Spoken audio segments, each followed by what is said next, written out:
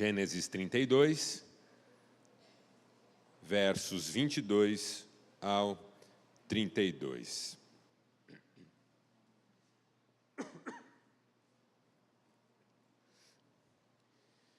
Naquela noite, Jacó levantou-se, tomou suas 2 mulheres, suas 2 servas, seus 11 filhos, e foi atravessar o lugar de passagem do Jaboque.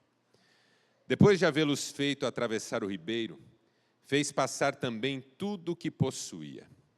Jacó ficou sozinho, e veio um homem que se pôs a lutar com ele até o amanhecer. Quando o homem viu que não poderia dominar Jacó, tocou-lhe na articulação da coxa, de forma que a deslocou enquanto lutavam. Então o homem disse: "Deixe-me ir, pois o dia já desponta."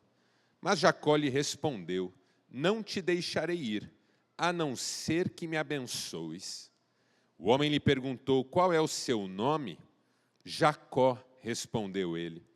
Então disse o homem: "Seu nome não será mais Jacó, mas sim Israel, porque você lutou com Deus e com homens e venceu." Prosseguiu Jacó: "Peço-te que digas o teu nome." Mas ele respondeu: "Por que pergunta o meu nome?" E o abençoou ali. Jacó chamou aquele lugar Peniel, pois disse: "Vi a Deus face a face, e todavia minha vida foi poupada."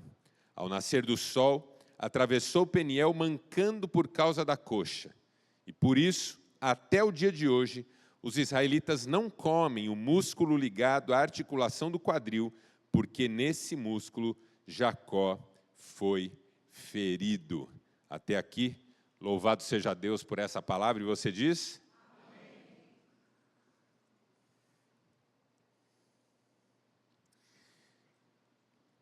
Sabe quando você deita a cabeça no travesseiro, depois de um dia puxado, pesado, quem sabe, onde muitas decisões foram tomadas, muitas lutas foram travadas, e a sua mente está ocupada de inúmeros pensamentos, e de repente uma angústia vai tomando conta do seu peito, do seu coração, e você não tem certeza se no dia seguinte você terá as mesmas condições, a mesma força, o mesmo vigor, as mesmas oportunidades de vencer o que você sabe que vem pela frente. E aí você não consegue dormir. E aí você não consegue relaxar. E aí você não consegue simplesmente fechar os olhos e descansar.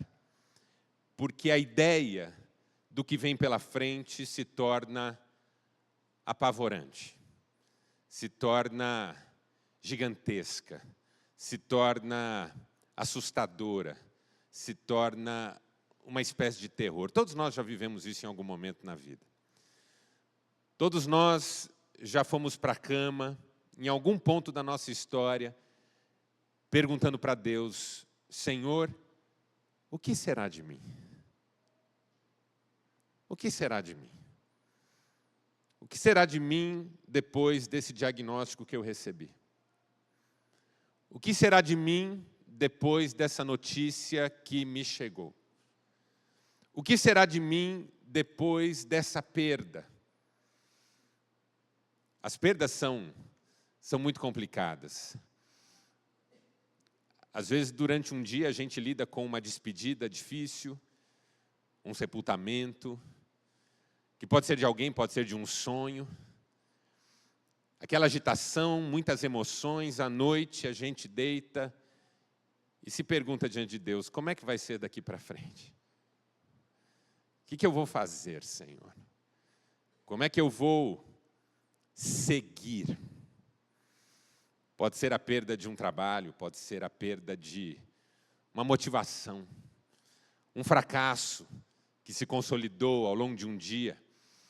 E agora a gente pensa, como é que eu vou reconstruir? Todos nós, sem exceção, já passamos por isso em algum momento. E muito provavelmente passaremos por isso em algum momento na sequência da nossa jornada. Por quê? Porque esses momentos fazem parte da vida. Momentos em que nós paramos com tudo, olhamos para a nossa vida e nos perguntamos, o que será de nós? O que será de mim daqui por diante? Por que é que eu estou levando você a fazer essa reflexão? Porque com essa reflexão a gente entra no clima desse texto. O clima desse texto, a ambiência dele, a ambiência emocional, afetiva, psíquica desse texto, tem a ver com isso. Jacó viveu uma noite dessas na sua história. De se perguntar, o que é que vai ser de mim? Você conhece a história de Jacó, filho de Isaque, Rebeca, nasceu juntamente com seu irmão Esaú, de quem era gêmeo. Mas, por uma questão de posicionamento no útero, foi o que nasceu em segundo lugar. Esaú foi tirado primeiro e Jacó foi tirado na sequência. E um detalhe desse parto é que Jacó segurava, quando nasceu, o calcanhar de seu irmão Esaú. E esse visual, essa cena, fez com que seus pais o batizassem de Jacó. Palavra hebraica que significa aquele que tenta tomar o lugar do outro. Em uma palavra um pouco mais elaborada e mais forte, Jacó significa usurpador. Aquele que de alguma maneira tenta ocupar um lugar que pertence ao outro. E por que Jacó teria tentado, segundo a cena sugeriu, ocupar o lugar do irmão? Porque nós estamos num tempo, numa época, numa cultura, em que nascer primeiro é uma grande vantagem. É onde a criança que nasce primeiro recebe a chamada bênção da primogenitura, que a eleva a uma condição preferencial na economia familiar. O primeiro filho é o filho que vai receber a bênção mais elaborada, mais forte, mais alvissareira. É aquele que terá a prerrogativa de levar de forma mais intensa o nome e a tradição de toda uma família. Então era muito bom ser o filho mais velho. Não é como hoje, que ser o mais velho significa cuida do teu irmão. Leva teu irmão. Eu sou mais velho, quantas vezes eu ouvi isso? Leva teu irmão. Olha teu irmão. Ó teu irmão lá. E eu pensando comigo, por que é que vocês me deram irmão se vocês não queriam cuidar? Somos em 3, eu, o Luque e o Renê, vocês conhecem, pelo menos a maioria conhece ambos. E um dia, quando meu pai era vivo, estávamos os 3 com ele, com a minha mãe, e eu com esse meu jeito. Falei, pai, posso fazer uma pergunta? Ele falou, pode. Falei, hoje, no alto de sua sabedoria, com tudo que Deus já fez na sua vida, toda a experiência, toda a maturidade, se pudesse voltar no passado, teria um filho só? Meus irmãos olharam, ele pensou, pôs a mãozinha dele no queijo e falou, eu pularia o segundo. Pronto, é a alegria que eu tenho até hoje, em todos os natais. Ser o primogênito naquela época era algo extraordinário. E isso, de algum modo, marcou a própria vida de Jacó. Às vezes a gente não tem ideia do quanto um discurso feito no nosso nascimento, na nossa primeira infância, vai determinar a nossa relação com a vida. Eu atendi um empresário há algum tempo, workaholic, afundado em depressão, cheio de sintomas de doenças psíquicas, esposa já desanimada do casamento, filhos tendo pouco relacionamento com ele, conquanto era um empresário extremamente bem-sucedido na sua área, dezenas e dezenas de lojas, o comércio em que ele atuava, uma figura muito bem-sucedida financeiramente, mas que já não saía de casa, já não viajava de férias, apenas saía de casa para o trabalho, do trabalho para casa, depois de 16, 17 horas ininterruptas. E tudo isso trazendo uma série de complicações para a saúde, para os relacionamentos. Tentando entender por que aquele homem vivia esse dilema, essa dificuldade de gestão da própria existência. Um dia ele me contando sobre a infância mais remota, aquilo que ele lembrava, do que era dito na sua casa. Até uma das perguntas que eu lhe fiz foi: o que é que você lembra dos seus pais dizendo? Uma frase da sua mãe, por exemplo. Ele pensou e disse: eu me lembro da minha mãe sempre dizendo que eu dei muito trabalho para nascer. Como assim ela dizia isso? Ela sempre disse que eu dei muito trabalho para nascer. E o que aconteceu? Você sabe? É porque antes de mim ela teve uma perda, abortou uma criança que estava para nascer. E aí, quando eu fui concebido, ela teve que ficar de repouso. Uma vez por mês, médico, enfermeiro, vinham em casa para verificar se a gravidez estava em desenvolvimento. Era uma época onde não havia acesso a ultrassom, cidades do interior, então era um processo mais manual e mais doloroso até. E aí, durante os 9 meses, ela foi monitorada dessa forma, teve que ficar em repouso, tal. E eu dei muito trabalho para nascer. Eu falei: quando você lembra da sua infância e essa ideia, você deu muito trabalho, como é que você se lembra pequeno? Aí ele olhou para mim e falou: então, eu não dava trabalho nenhum. Eu falei: por quê? Ele falou: não, porque se eu chegasse de bicicleta em casa, eu punha a bicicleta nas costas para o pneu não sujar a garagem. Se eu brincava com alguma coisa, eu guardava para minha mãe não ter trabalho. Se eu tinha que brincar com os amigos, eu pedia para ela para que ela não ficasse brava e não tivesse trabalho. E começou a me dizer isso. O quanto ele se esforçava para a mãe não ter trabalho. Eu perguntei: você se culpava, talvez, pela ideia de ter dado trabalho para nascer? Ele falou: eu acho que sim. Porque a minha mãe dizia que eu dei muito trabalho para nascer. Eu falei: e que trabalho você deu exatamente para nascer? Aí ele tentou me contar a história de novo, da perda. Eu falei: não, essa história eu já entendi. Eu quero entender o que é que você fez para dar tanto trabalho. Ele falou: nada. Eu falei: pois é. Quem deu trabalho foi o médico, o enfermeiro, a sua mãe. Você não fez nada, você nasceu bem. Parto tranquilo. Foi o medo por causa da perda anterior que levou a todos esses cuidados com o bebê que nem precisava. No final acabou sendo uma gravidez sem intercorrências. Mas o discurso ficou: você deu muito trabalho, você deu muito trabalho, você deu muito trabalho. Agora não tem mais direito a dar trabalho nenhum. A criança internaliza as coisas do jeito que ela consegue, não do jeito que a gente acha que tem que ser. E aí, de repente, veio a frase que virou uma chave na cabeça dele. Uma pessoa que deu tanto trabalho, agora precisa só trabalhar. Porque ela não merece desfrutar. Porque desfrutar é dar trabalho para alguém. Você não tem esse direito. A não ser que entenda que esse discurso não é verdadeiro. E que você pode ser quem Deus quer que você seja. E desfrutar o que Deus quiser que você desfrute. Porque é Ele quem tem abençoado você. E você não deu trabalho nenhum para nascer. Virou uma chave tão poderosa na cabeça desse homem, que um dia a esposa dele me encontrou num ambiente público, me deu um abraço e disse: você mudou a nossa vida. Eu disse: eu não. Estamos indo viajar de férias, pela primeira vez ele vai junto.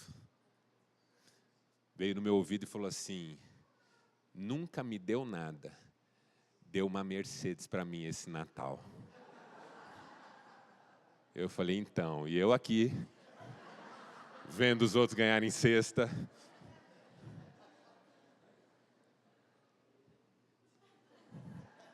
Isso aí vai rolar no final do culto, hein?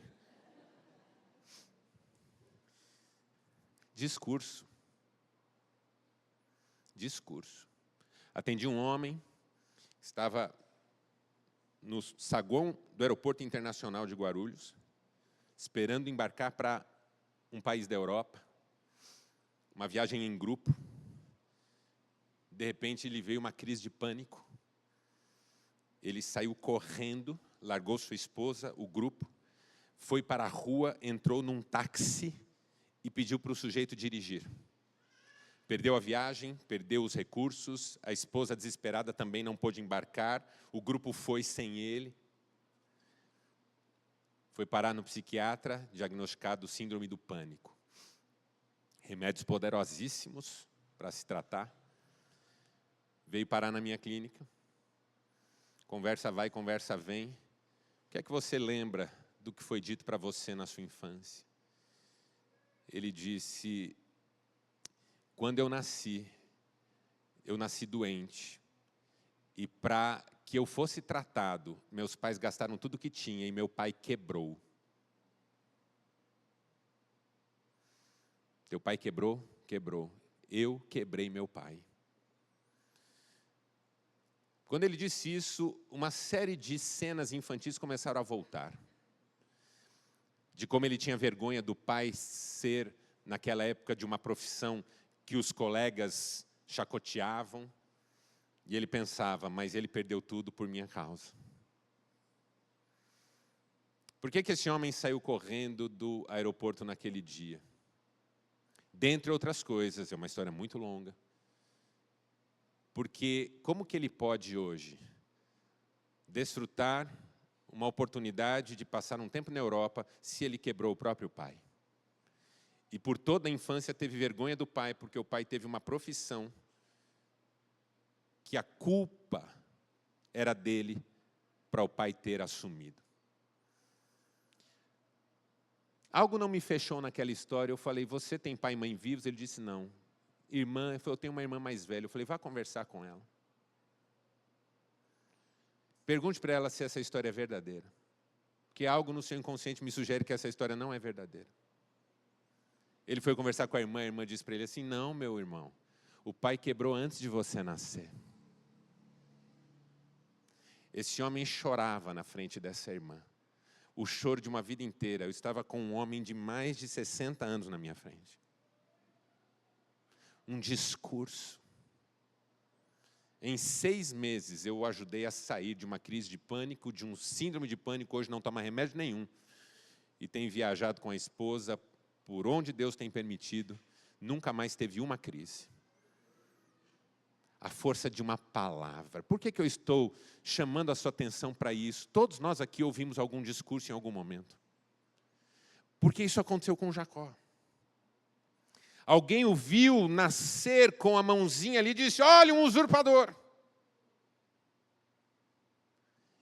E veja, é diferente do que acontece hoje, que você pode ter um nome com significado estranho, mas esse significado só aparece se alguém perguntar.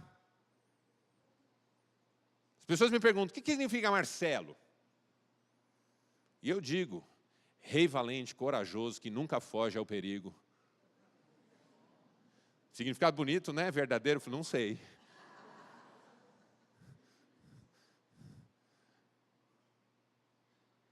Eu não sei o significado do meu nome, porque cada sugestão vai para um lado.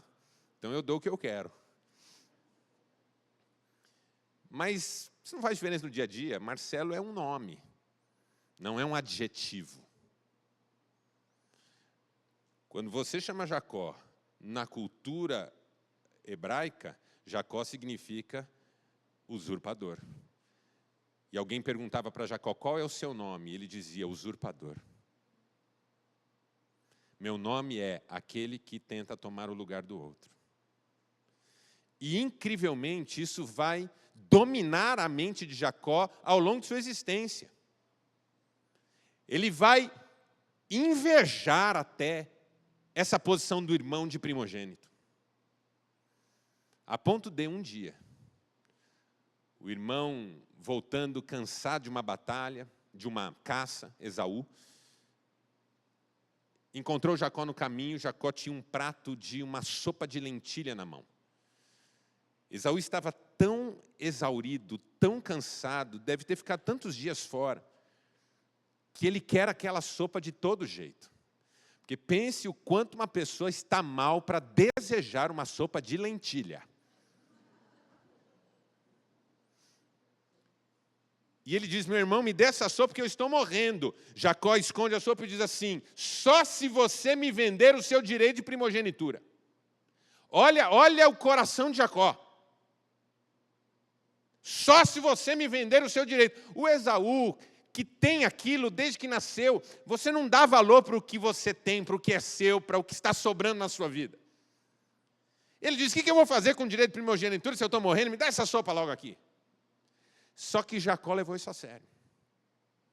Quando Isaac, seu pai, estava já morrendo, velho, cego, doente,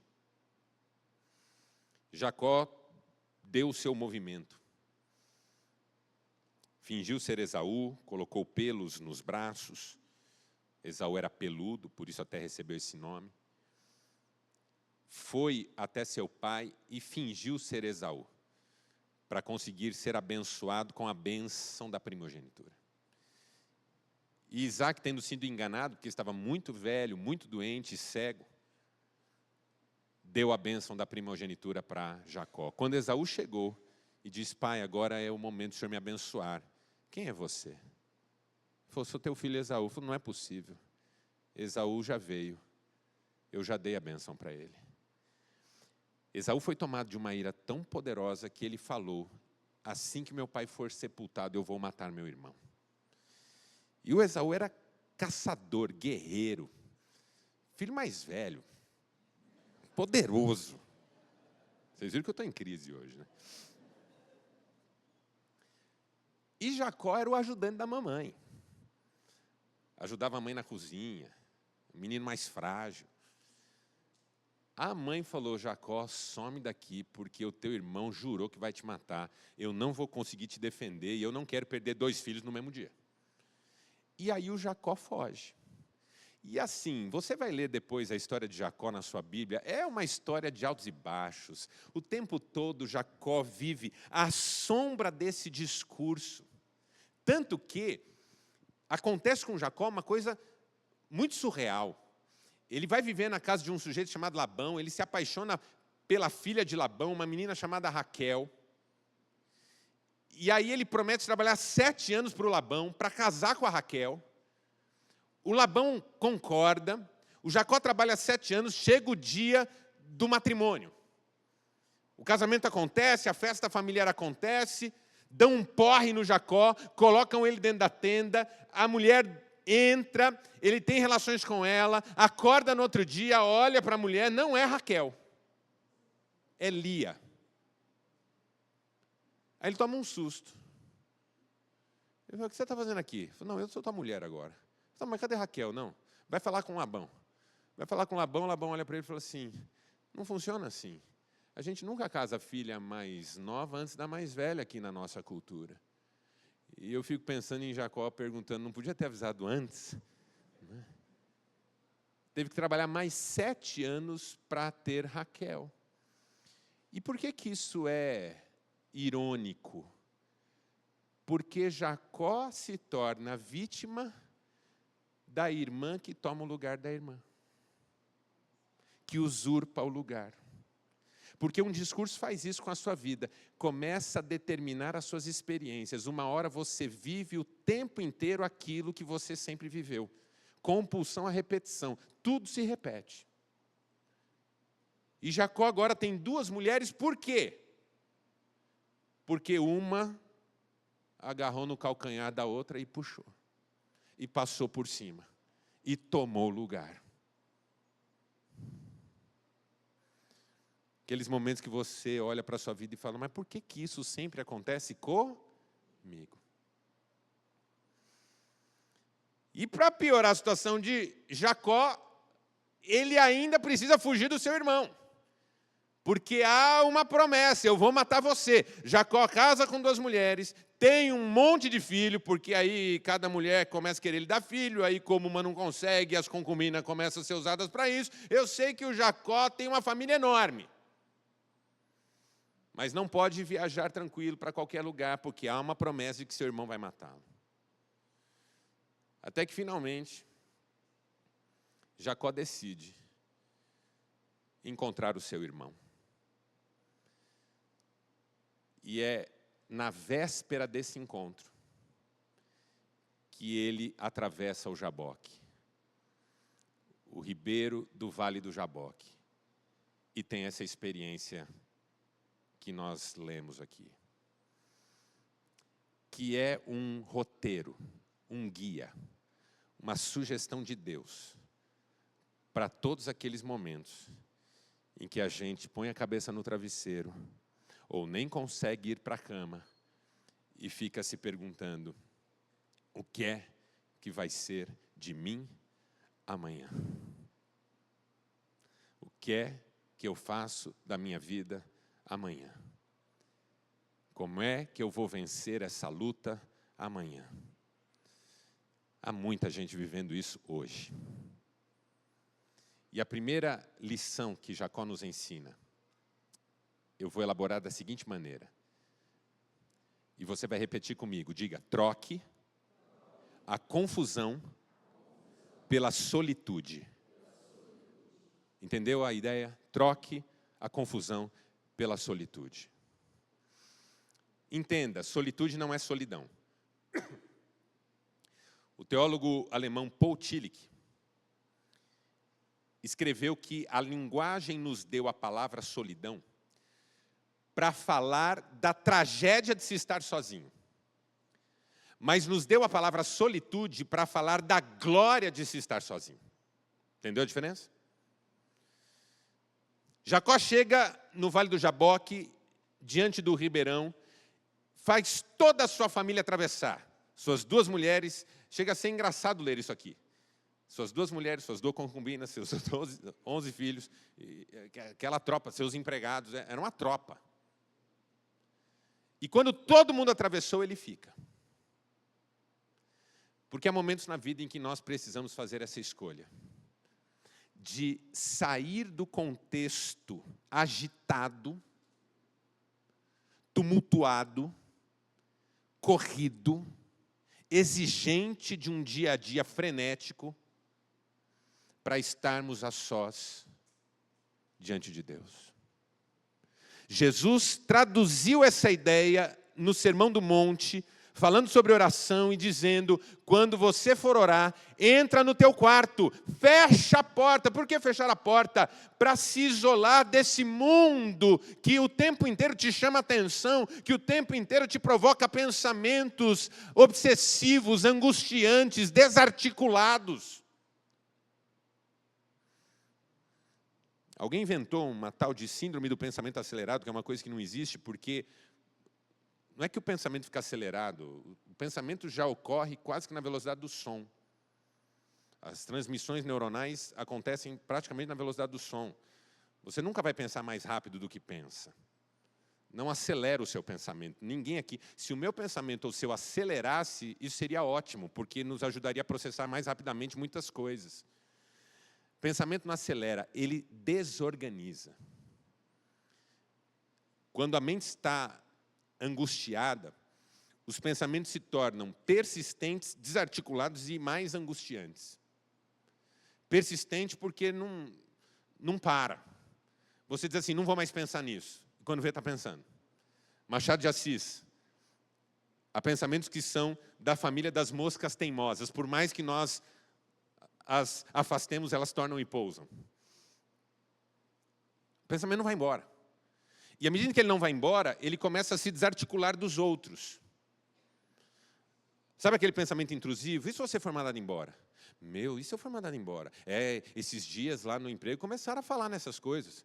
O fulano eu não vi mais lá na produção. Será que está vendo corte lá? Meu Deus, agora que eu troquei o carro, como é que eu vou fazer para pagar as parcelas? Vou ter que vender o carro? Ah, é plano de saúde. Meu Deus, plano de saúde. O que eu faço com plano de saúde? Vou ter que pedir dinheiro para o meu sogro. Meu Deus, se eu pedir dinheiro para o meu sogro, eu vou virar refém dele para o resto da minha vida. Eu vou ter que separar da mulher dele. E a gente já não está bem mesmo? E eu sem emprego, ela não vai me amar mais, eu vou acabar separando. Meus filhos, bom, vai ser até bom esses ingratos, eu já deixo eles para lá, não vou mais ficar perto, não. Vou acabar bebendo, hein? Já tive esse problema no passado. Você entendeu o que está acontecendo aqui?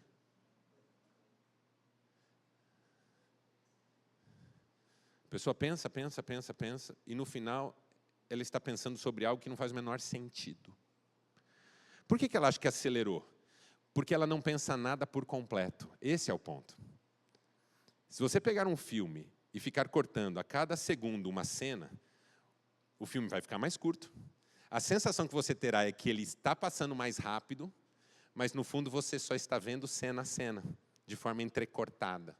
É o que acontece dentro da mente da gente. O que a gente precisa fazer? A gente precisa interromper esse circuito. Porque de persistente vira desarticulado, desarticulado vira angustiante. De angustiante fica mais persistente, mais desarticulado, mais angustiante. Como é que a gente corta isso? Dentre outras coisas, oração. Quando você entra no quarto, fecha a porta, se ajoelha e começa a falar diante de Deus, você concorda comigo que Deus não precisa da sua fala para entender o que está acontecendo? Então por que Ele manda você falar? Porque é você que precisa da fala.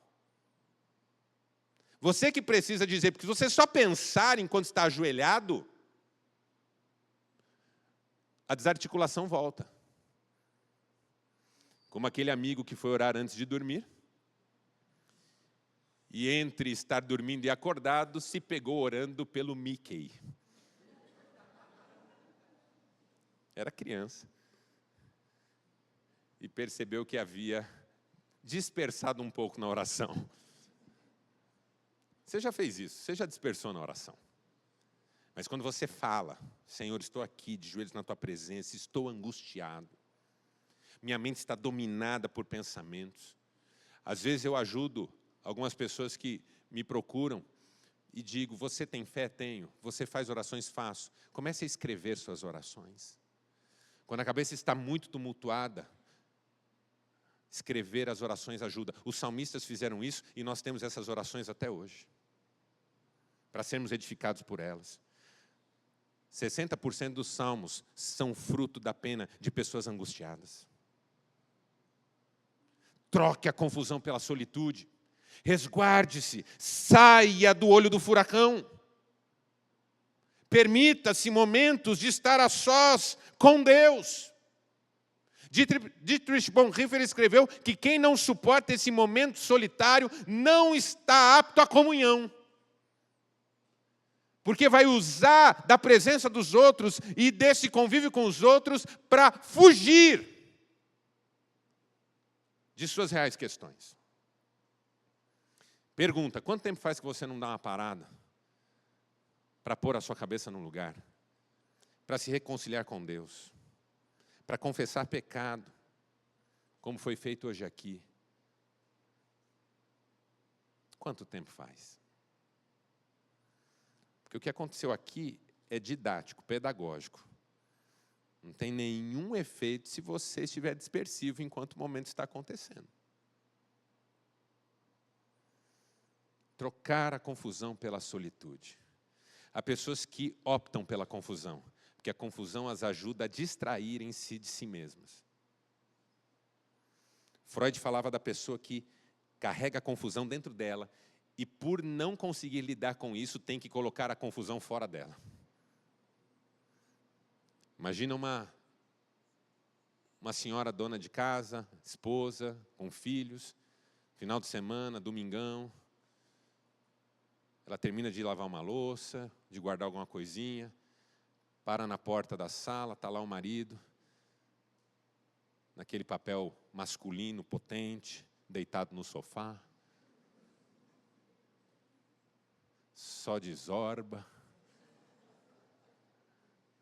Ainda tem uma mancha de molho de macarrão aqui nele, assim. A senhora está reconhecendo a cena. E aí está com um bebê ali do lado dele, dormindo, um menino brincando com um caminhãozinho no tapete. Ela olha, é quase uma cena celestial. Mas ela não gosta da cena, porque é uma confusão dentro dela.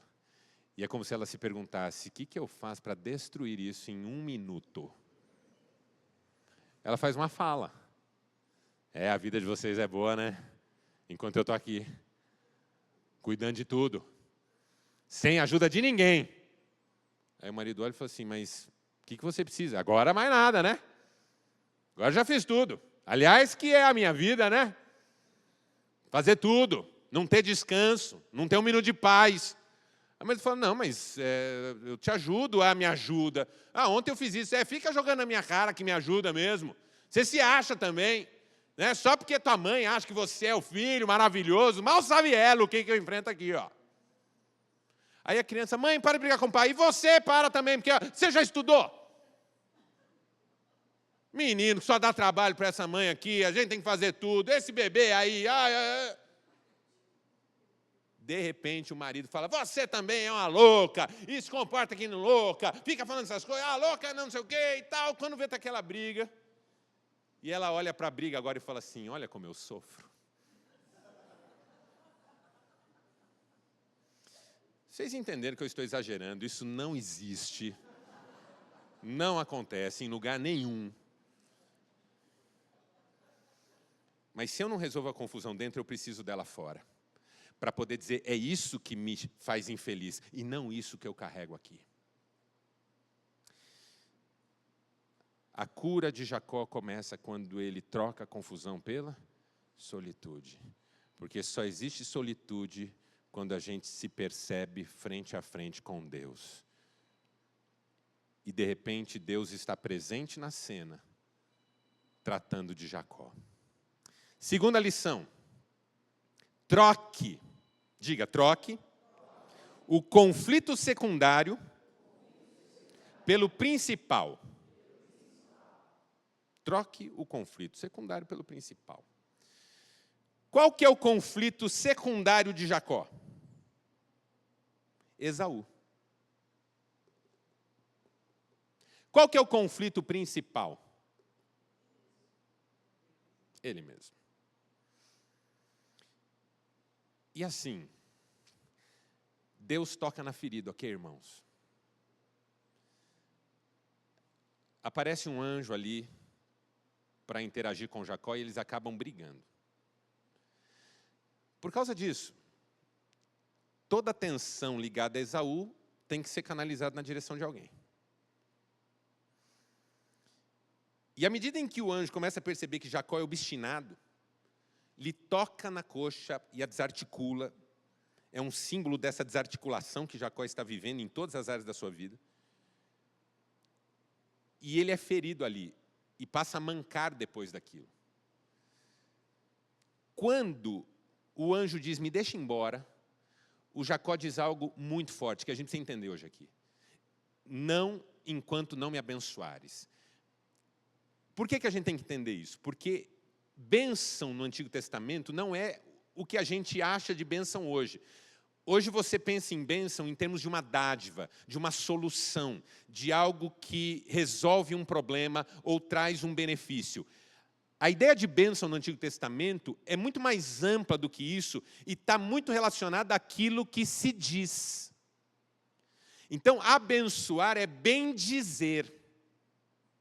O Deus que abençoa é o Deus que bendiz, que chama pelo nome, que fala uma fala positiva. Quando Deus fala uma fala negativa para Moisés a respeito do povo, diz o texto que o povo se comove e lamenta e chora, porque Deus falou mal dele. O Deus que abençoa é o Deus que fala. A bênção da primogenitura é uma fala do pai. A bênção do pai para o filho é uma fala. Abençoar é bendizer. Então, quando Jacó diz, peço que me abençoes, veja, ele acabou de ser tocado na perna, ele não está pedindo a cura da perna. Ele está para se encontrar com Esaú, ele não está pedindo para Esaú não matá-lo. Ele está pedindo algo do gênero, fale bem de mim. Porque desde que eu nasci, eu só ouço falar mal de mim. Eu nasci, alguém me deu um nome que significa que eu fico tentando tirar o lugar do outro.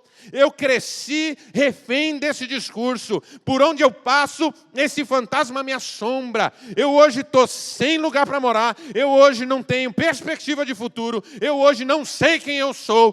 Peço-te que me abençoes.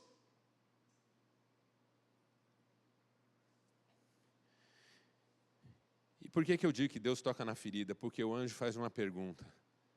Qual é o teu nome?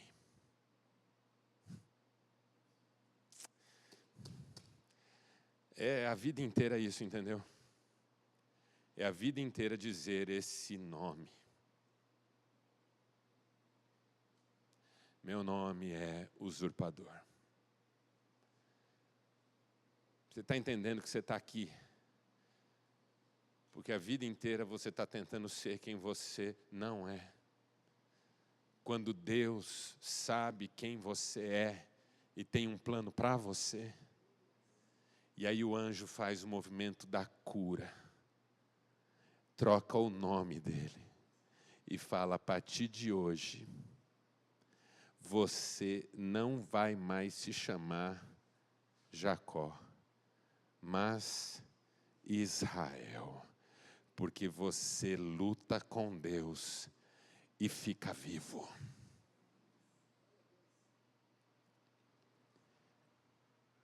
Quando Jacó tem que dizer o nome dele, é olhar para esse drama pela última vez e reconhecer que não é Esaú o meu problema, não é Labão o meu problema. Porque tem aquele momento na vida em que a gente realmente quer acreditar que todo mundo é o problema, menos a gente. Ah, porque lá era aquele que me perseguia. Depois eu fui para lá, aquele que não gostou de mim. Depois eu fui para aquele outro lugar, aquela confusão. Depois eu fui para aquele outro lugar. Irmão, se por onde você passa a confusão te acompanha, pense por um instante que pode se tratar de você. Eu não quero culpabilizar você, mas eu preciso chamar a sua atenção para isso.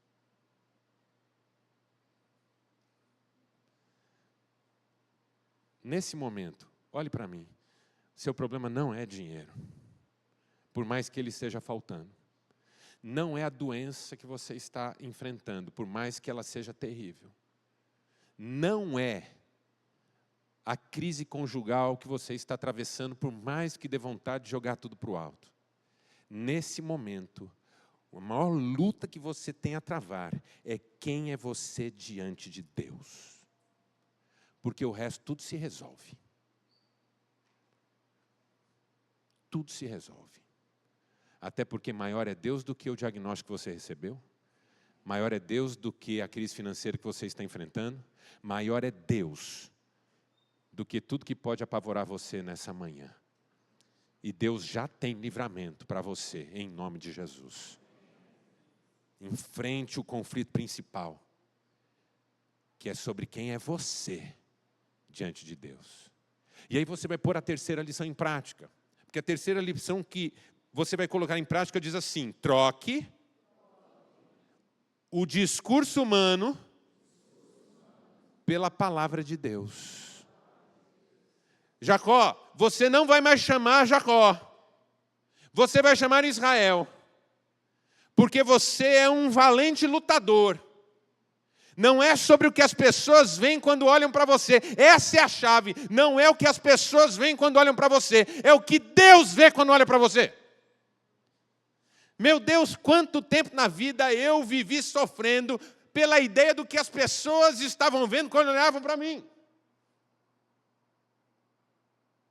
De repente eu descubro que não importa o que as pessoas veem quando olham para mim. Isso é sobre elas. O Talmud diz que nós não vemos as coisas como elas são, nós vemos as coisas como nós somos. Ou seja, eu ponho no outro o que está em mim. A gente chama isso em psicanálise de projeção. Quando eu coloco no outro uma coisa que eu deveria ver em mim, mas não vejo. O caso mais típico é quando alguém diz o outro é antipático. Ah, não gosto daquela pessoa, ela é tão antipática. Quem que é antipático? Fala para mim. é você em relação a ela. A antipatia é sua. Antipatós, ou seja, esse afeto em mim é negativo. Em relação a essa pessoa. Se alguém for falar com ela sobre mim, é capaz que ela goste de mim. Não gosta desse cara. Aí você vai perguntar para o cara, não, ele é legal. Então, quem está antipático? Mas por que a gente nunca fala, eu sou antipático? Porque é chato. Legal é dizer, ele é antipático. Aí você fala da sua esposa, você é teimosa, hein?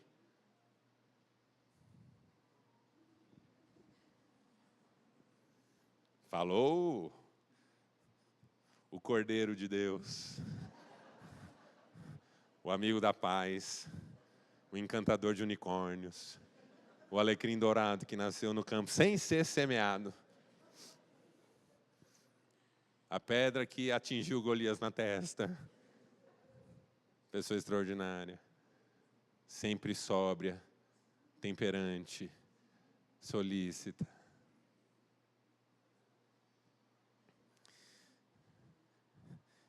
Se por um instante você conseguir crer no que Deus tem a dizer a seu respeito, tudo vai mudar. O nome que o povo herda de Jacó não é Jacó, é Israel. A nação que está até hoje lá, sob uma palavra, com canhões de toda a região apontados na direção. A nação que está lá até hoje, depois de nazismo, depois de impérios que se sucederam, essa nação que está lá até agora, potência mundial, com dezenas de prêmios Nobel em todas as áreas, não se chama Jacó, se chama Israel. Porque a história que vai ficar sua não é aquela que as pessoas tentaram escrever sobre você, é aquela que Deus está escrevendo através da sua vida. Essa é a história que fica. E aí vem a última lição.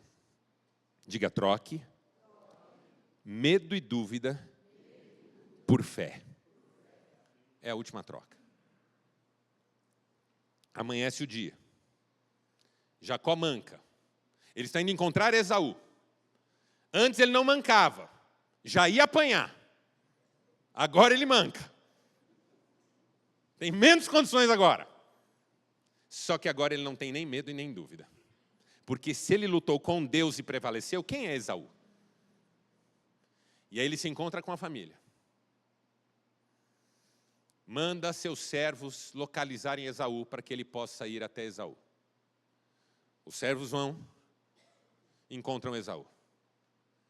Esaú está vindo com 400 homens. 400 homens. Aparentemente, todos bandidos. Camisa do Flamengo. Tinha um irmão aqui hoje com camisa do Flamengo. Nós tivemos que orar, reconsagrando tudo aqui, ó. É hoje, irmão, é hoje. Se eu não vier à noite, você se vira aí, irmão. O servo chega para o Jacó e diz assim, então, teu irmão está vindo. É, como? 400 caras. Jacó desiste? Ele lutou com Deus e prevaleceu. O que é Esaú com 400 homens? Você está entendendo como muda a chave? Jacó separa a família em grupos. Vocês vão primeiro e levem presentes a Esaú, porque ele deixará vocês passarem. Se ele quiser me matar, quando ele me encontrar, eu estarei sozinho. E ele e os 400 homens decidirão o que quiserem. Eu lutei com Deus e prevaleci. O que é Esaú com seus 400 homens? Vão as esposas, vão os filhos, vão os presentes.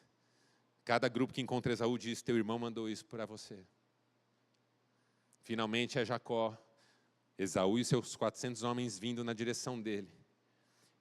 Esaú desce do seu animal, da sua montaria, corre na direção de Jacó, e o agarra, e o abraça, e o beija. E eles choram juntos ali. E Esaú pergunta: o que foram aqueles presentes todos? Jacó diz: é para você, meu irmão, para me redimir do que eu fiz. Esaú diz: não quero nada, Deus me fez rico. Eu tenho tudo, meu irmão. Fica com as tuas coisas. Eu só estava com saudade de você. Você não faz ideia, Deus já está tratando o seu problema enquanto você está aqui preocupado com ele. Você está lá sem dormir e Deus já está trabalhando no turno da noite. Quando você entender que você não precisa ter medo e dúvida, porque o seu Deus já está no controle de todas as coisas, você enfrenta o que tem que ser enfrentado. Feche seus olhos por um instante.